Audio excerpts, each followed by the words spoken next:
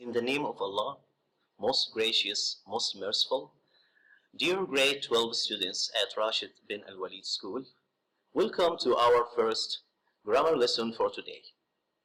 Our lesson is going to be grammar from theme 1, semester 2. السلام عليكم ورحمة الله وبركاته. أعزائي طلاب صف الثاني عشر بمدرسة راشد بن الوليد بقريات، أهلا وسهلا بكم في درسنا الأول من قواعد اللغة الإنجليزية، ودرسنا هيكون إن شاء الله from semester 2 theme 1. Let's start. خلينا نبدأ. Our lesson today is about reported speech. درسنا النهاردة عن reported speech. Reported speech معناه الكلام المنقول. The lesson aims mainly to introduce students to the way of transferring speech said by someone from its direct form into the reported form. الهدف الرئيسي من درسنا النهاردة هو تعليم الطالب كيفية تحويل الكلام اللي قاله شخص من صيغة اسمها direct speech، ودي معناها الصيغة المباشرة، الكلام منقول حرفيا بدون أي تغيير، إلى صيغة تانية اسمها reported speech، يعني الكلام المنقول معناه فقط. In order to do that, it's better to start having a review about the meaning and form of direct speech and the various types of sentence it may include. أفضل طريقة إن شاء الله هنتبعها عشان نفهم بيها درسنا إن إحنا هنعمل مراجعة بسيطة على معنى وشكل الكلام المباشر اللي هو direct speech. direct speech. وكمان نتكلم عن the various types of sentence، الأنواع المختلفة للجمل اللي ممكن تكون موجودة في direct speech، في الكلام المباشر.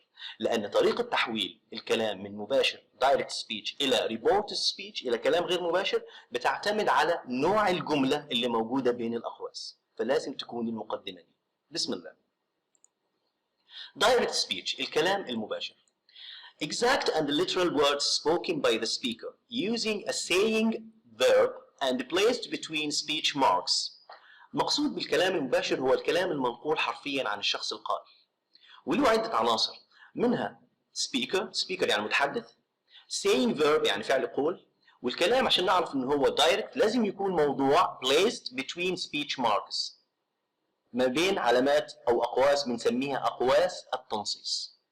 There is no change in these words regarding pronouns tense structure. الجملة لما تكون direct speech ما بيكونش فيها أي تغيير، بتكون منقولة حرفيا عن الشخص. There is no change، ما فيش تغيير في pronouns في الضمائر، ما فيش تغيير في tense في زمن الجملة، ما فيش تغيير في structure اللي هو تكوين الجملة. الجملة بتكون منقولة حرفيا. Examples. Maha said, I think that film is boring. This is an example، ده مثال موجود قدامنا على direct speech الكلام المباشر. عندي هنا speaker اللي هو مها، عندي فعل قول اللي هو said saying verb، وعندي الكلام اللي قالته مها مباشرة بدون أي تغيير. I think that film is boring. والكلام اللي قالته مها موضوع ما بين speech marks، يبقى الكلام ده مباشر، يبقى ما فيش أي تغيير ولا في الضمير ولا في الزمن ولا في تكوين الجملة. Another example، مثال آخر. You are right said Selma. هتلاحظوا في الشكل الثاني ان direct speech الكلام المباشر ممكن ان احنا نكتبه بصيغتين اتنين. الصيغه الاولى اللي هي ابدا بالقائل مها said، اما الصيغه الثانيه ان انا ابدا بالكلام اللي قاله الشخص وبعدين اجيب الشخص القائل said سلمى، هكذا قالت سلمى. You are right، دي الجمله اللي قالتها سلمى، وبعد ما انتهيت منها رجعت قلت said سلمى، هكذا قالت سلمى. Example 1 and 2 المثالين الموجودين عندنا بيوضحوا لنا شكل direct speech الكلام المباشر. Now let's turn to reported speech. Sorry, before we turn to reported speech، قبل ما ننتقل إلى reported speech الكلام المنقول، في البداية نبدأ نتكلم عن types of sentence، أنواع الجمل اللي ممكن تكون موجودة في direct speech في الكلام المباشر، لأن نوع الجملة هيعطينا طريقة مختلفة من نوع إلى آخر بتحولها إلى reported speech. Types of sentence، أنواع الجمل اللي ممكن تكون موجودة في direct speech. We have 4 types، عندنا 4 أنواع. Type number 1 statement. Statement يعني الجملة الخبرية. الجملة اللي احنا متعودين نكتبها في اللغة الإنجليزية في الرايتنج في الستوري هي الجملة اسمها statement. والجملة دي بتكون مكونة من subject، verb، object. For example, I live in Muscat. I is the subject, live is the verb, and in Muscat, this is the place where you live. Okay, another example. We visited Sur in the summer holiday. This is a statement. الجملة دي جملة خبرية لأني بادئ ب subject اللي هو we وبعدين verb اللي هي visited وبعدين object اللي هو Sur and in the summer holiday this is time. Okay. يبقى النوع الأول اللي ممكن يكون موجود معانا في الكلام المباشر هو statement. statement يعني الجملة الخبرية. النوع الثاني هو question. What the meaning of question? You know the meaning of question. معناها السؤال. We have two types of questions. عندنا نوعين اثنين من الأسئلة في اللغة الإنجليزية. نوع اسمه WH question وده السؤال اللي يبدأ بيه question word اللي بيبدأ بواحدة من أدوات الاستفهام وسميناه WH question لأن معظم أدوات الاستفهام تحتوي على حرفي ال W وال H. For example, where do you live and when did you start your job? The two questions are WH questions. السؤالين اللي موجودين معانا WH question. Another type of question is yes or no question. وده باللغة العربية بنقول عليه السؤال بمعنى هل. وحابب أذكر طلابي إن مفيش أداة استفهام في اللغة الإنجليزية اسمها هل، لكن في صيغة سؤال نقدر نكونه بمعنى هل.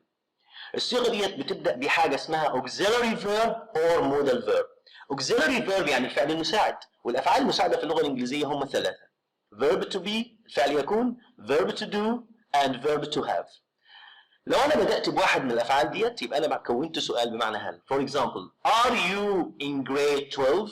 هنا أنا بدأت verb to be اللي هو are يبقى ده سؤال بمعنى هل. الإجابة هنا تحتم إن أنا أقول yes I am or no I am not. Another example, do you speak English؟ ده سؤال بمعنى هل لأني بدأت من auxiliary verb اللي هو verb to do. أوكي الإجابة هنا هتبقى yes I do or no I don't. Can you help me؟ دي صيغة سؤال بادئها بحاجة اسمها modal verb يعني فعل ناقص. والأفعال الناقصة في اللغة الإنجليزية مثل can والماضي could will would shall should may might and so on. يبقى أنا لو بدأت سؤال بكان أو will أو should يبقى ده برضه سؤال اسمه yes or no question يعني سؤال بمعنى هل. أوكي ده النوع الثاني من الجمل اللي ممكن يكون موجود معايا وأنا أحوله from direct إلى reported or indirect. Another type نوع آخر من الجمل اللي ممكن تكون موجودة معانا وأنا أحولها from direct إلى reported. النوع الثالث اسمه command. command معناها imperative يعني الأمر. والأمر في اللغة الإنجليزية له صيغتين do or don't افعل أو لا تفعل. لو أنا بدأت الجملة في اللغة الإنجليزية بفعل في المصدر like open ده اسمه infinitive. infinitive يعني فعل في المصدر. لو بدأت جملتي بفعل في المصدر يبقى دي جملة اسمها command. command يعني جملة أمرية. open your book. أوكي لو حابب أقول للشخص لا تفعل أبدأ بكلمة don't plus verb. don't speak loudly يبقى الجملة دي برضه command but هنا أقول له لا تفعل. أوكي النوع الرابع والأخير اللي موجود معانا في منهجنا اسمه suggestion. suggestion يعني اقتراح. والاقتراح في اللغة الإنجليزية له عدة أنواع أو له عدة طرق للتعبير عن الاقتراح. أول طريقة let's وده تعبير معناه هيا بنا أو دعنا وبيليه verb فعل في المصدر. for example let's go to the cinema ده أسلوب اقتراح suggestion. number two why don't we وده تعبير معناه لما لا plus verb برضه infinitive فعل في المصدر. for example why don't we go for a walk. another type number three باستخدام أسلوب how about or what about plus verb plus ing وده تعبير معناه ماذا عن وبيليه فعل مضاف له ing. for example what about visiting the zoo. يبقى احنا ناقشنا مع بعض الأربع أنواع من الجمل اللي ممكن تكون موجودة في الجملة في الصيغة المباشرة والمطلوب مني ان انا احولها الى reported الى الصيغة المنقولة. How to change from direct into reported speech. هنبدأ خطوتنا المهمة اللي هي طريقة التحويل من الصيغة المباشرة اللي هي direct إلى reported اللي هي الصيغة المنقولة أو الغير مباشرة. The steps of changing the speech from direct into reported vary according to the type of the sentence. الخطوات اللي نتبعها لتحويل الجملة من direct إلى reported تتنوع أو تختلف على حسب نوع الجملة. However ولكن there are main common steps. هناك بعض الخطوات المشتركة that students should apply in order to do that. في خطوات لازم نتبعها مع كل الجمل والطلاب لازم يعرفوها مع كل الجمل. الخطوة الأولى Number one, the speaker should be at the beginning of the reported speech. أول حاجة إن إحنا لازم نبدأ الجملة بالشخص اللي قال الكلام. The speaker. لو تتذكروا إحنا اتكلمنا قبل كده ان الجمله اللي هي الدايركت المباشره ممكن يكون لها طريقتين، اني ابدا بالكلام وبعدين اجيب القائل، او ابدا بالقائل وبعدين اجيب الكلام. لكن reported speech الكلام المنقول لازم ابدا بالمتكلم. The speaker should be at the beginning of the reported speech. Number 2, speech marks are removed. في كل انواع الجمل لازم طبعا ازيل speech marks. خلاص مش هيبقى لها دور هنا، لان speech marks هي علامه مميزه ل direct speech الكلام المباشر.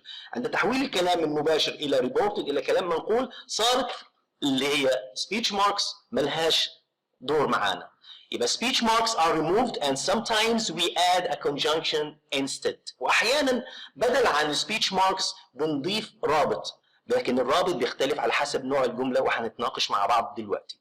Number 3, change pronouns from first and second person into third person. لازم تحول الضمائر في reported speech في الكلام المنقول من صيغه المتكلم الى صيغه الغائب. يعني الشخص مش معانا واحنا بننقل عنه الكلام، فهنحول ضمير المتكلم والمخاطب الى صيغه الغائب. For example, I الضمير I هنحوله على حسب المتكلم الى he or she. Me نحوله برضه على حسب المتكلم الى him or her. We هنحوله الى they and us هنحوله الى them. دي طريقة تحويل الضمائر.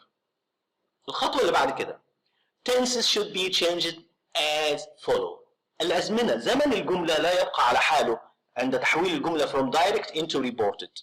لازم زمن الجملة يتحول. لو زمن الجملة present simple مضارع بسيط هنحوله إلى past simple ماضي بسيط. لو زمن الجملة أصلا past simple هنحوله إلى past perfect، والpast perfect يتكون من had plus PP اللي هو past participle. لو الجملة فيها am أو is أو are تحول إلى was أو were. لو فيها have أو has تحول إلى had. لو فيها can تتحول إلى could. لو فيها will تتحول إلى would، وهكذا.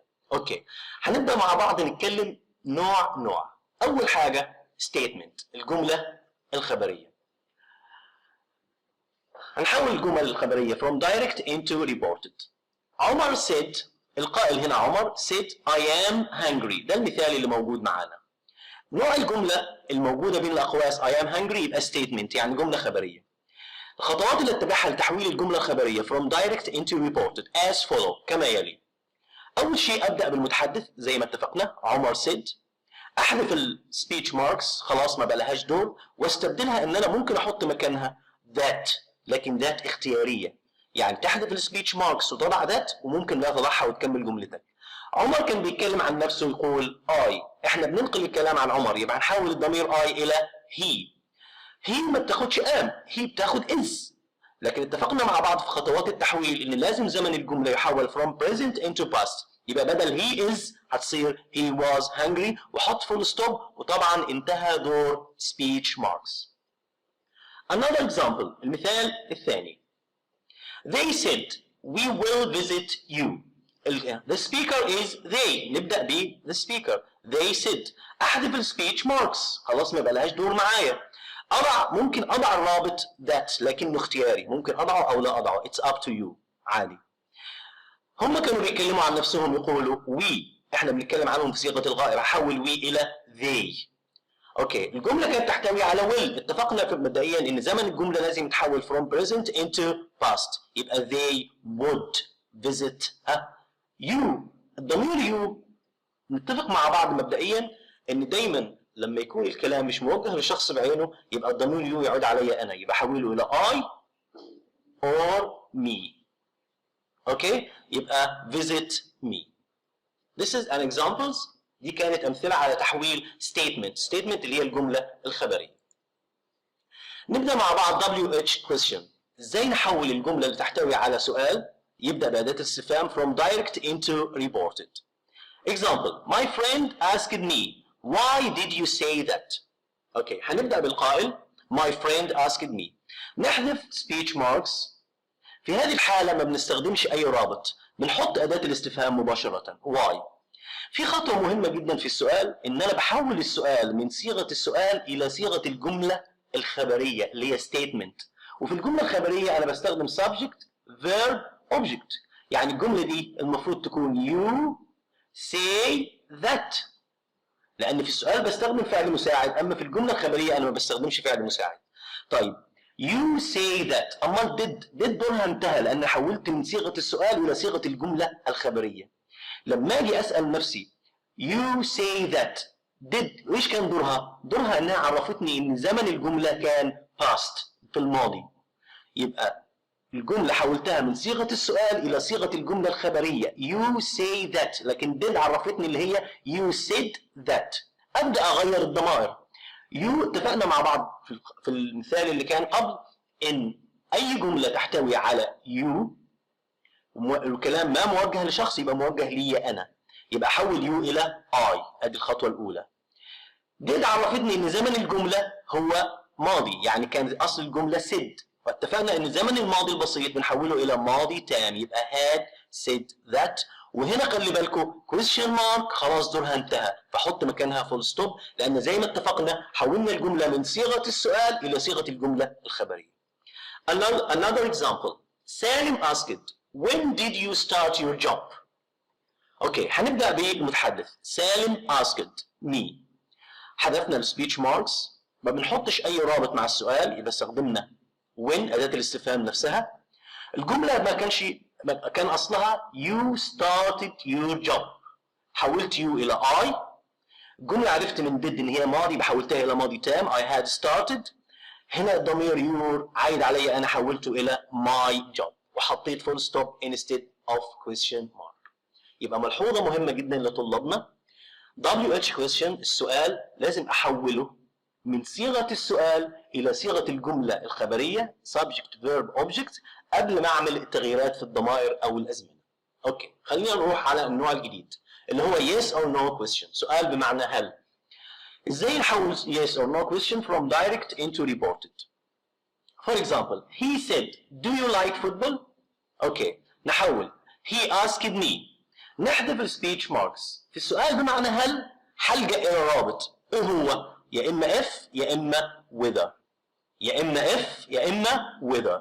أوكي بعد ما أحط الرابط أعمل زي اللي أنا عملته قبل كده في WH question، أحول الجملة من صيغة السؤال إلى صيغة الجملة الخبرية subject verb object. الجملة عشان أكتبها بتكون you like football، ودو عرفتني إن الجملة كانت present، يبقى لما أجي أحولها هحولها إلى past. الكلام اللي مين موجه لي أنا يبقى أحول you إلى I، والماضي المضارع اللي هو like احوله الى ماضي اللي هي liked football، وطبعا question mark اداه الاستفهام ملهاش وجود بعد التحويل. Another example. Are you happy? أمل asked. السؤال هنا سؤال بمعنى هل بادئ بالفعل المساعد are، لكن لاحظوا ان في الكلام المباشر انا بدات بالكلام وبعدين جبت القائل، اما في الكلام المنقول لازم ابدا ب the speaker. عشان كده ابدا جملتي أمل asked me. احذف السبيتش ماركس ملهاش وجود معايا في الريبورت سبيتش، وبعدين سؤال بمعنى هل يبقى الرابط if or whether. احول الجمله الى جمله عاديه، في الجمله العاديه اللي هي statement ما بقولش are you happy، بقول you are happy. بيكلمني انا يبقى you تحول الى I ما بتاخدش are، I بتاخد am. لما اجي احولها الى الماضي from present into past احولها من I am الى I was happy، وطبعا الكويستشن مارك ما بقى لهاش وجود، استبدلناها ب full stop. دي طريقه تحويل yes or no question. ننتقل على النوع الثاني اللي هو command الامر. how to change command from direct into reported. ازاي نحول الامر من direct من جمله مباشره الى reported الى كلام منقول. example the police said stop. طبعا stop this is a command امر. the police told me. تحويل من المباشر إلى المنقول في الجمل الأمرية سهل جدا. بيجي الطالب بعد ما بيقول the speaker وبعدين the speaking verb بحذف السبيتش ماركس. لو الجملة أمر افعل بحط الرابط to. the police told him to stop. خلاص انتهت الجملة. Another example. My teacher said don't speak loudly.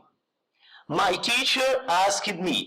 احذف الاقواس اقواس التنصيص. هلاحظ ان الجمله المره دي not do don't، مش افعل، لا تفعل. في هذه الحالة بحذف don't واحط مكانها not to.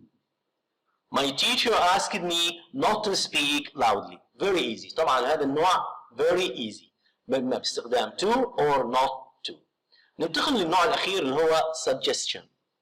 احنا تناقشنا مع بعض أنواع الجمل اللي هي suggestion.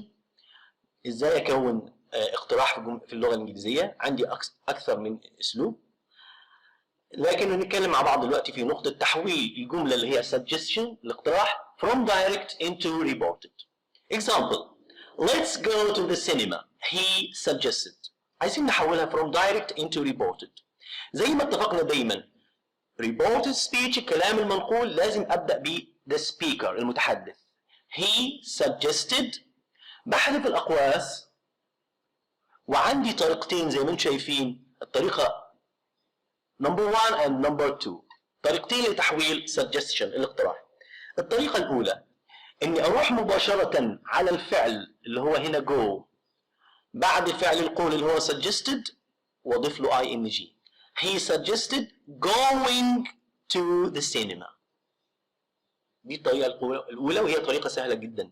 الطريقة الثانية he suggested برضه بحذف الأقواس وبضع that we should أو that we would وارجع تاني للinfinitive للفعل اللي في المصدر اللي هو الفعل الرئيسي للاقتراح.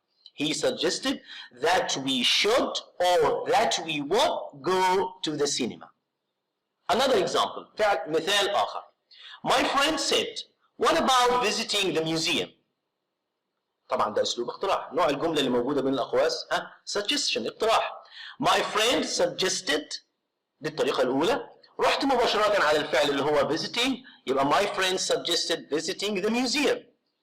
الطريقة الثانية my friend suggested that we should or that we would واروح على الفعل الرئيسي اللي هو visit واجيبه في صيغة المصدر that we would visit the museum.